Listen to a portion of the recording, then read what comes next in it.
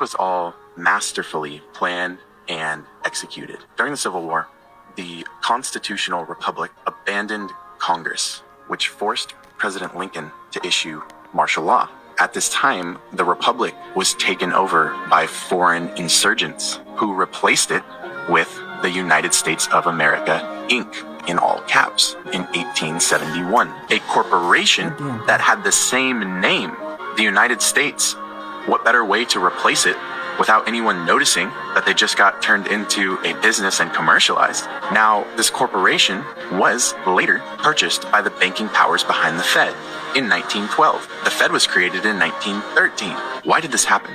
Well, the US was bankrupt when we sold the United States to foreign banking cartels, if you will. Salvage liens were placed on every asset. Check this out, including the people of the new federalized states. Now let's fast forward to 1933. An income tax was placed on the people to pay these foreign bankers who own the IMF, which owns the IRS. Look into what the IRS actually is. Who is the IMF owned by? You got to follow the money. Who funds it? It's the same people that own the United States Inc. Same few families, and they're not American. So when I say foreign insurgents, that's what I mean. So 1933, USA Inc. goes bankrupt. An income tax is placed on its people. In other words, you and I were turned into property. Look it up. We were turned into cattle, and we were collateralized in order to turn us, humans, flesh and blood, into a means of paying off a massive debt. But the problem is that while you are technically a person, you've entered into contracts that you're completely unaware of, such as your birth certificate, social security number, etc., that are all saying, I consent to being collateralized. You're living as property, as opposed to living as a blood and flesh natural being.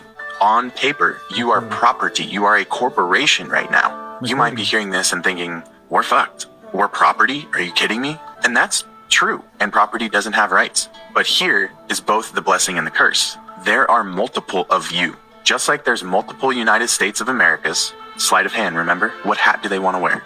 There are multiple of you. The insane irony in all of this is the fact that they are actually now liable for all of your alleged obligations, aka debts. That's what a debt means.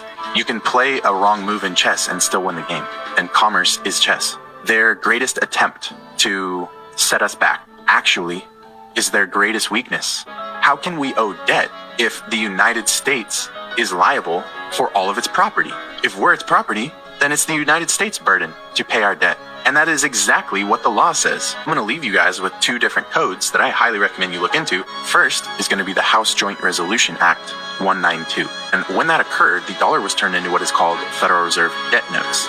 If we're being asked to pay debts, but all we are given from the system is debt notes, aka fiat money, to pay back those debts, how can we pay a debt with a debt? I just want you to sit with that. They never gave you lawful money. They never gave you gold. They never gave you silver. The other side of it is looking into 18 USC 8. 18 United States Code 8. You're going to come to find out that that's literally telling you that the United States is liable for all debt. All of your debt, the United States is liable for it. How can you pay a debt with debt notes? Don't let that go over your head. They already got paid. Whoever's coming after you saying you owe a debt, whatever, they already got paid.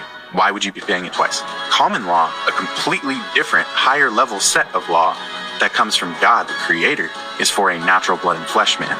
And yet you have been following legal law your entire life.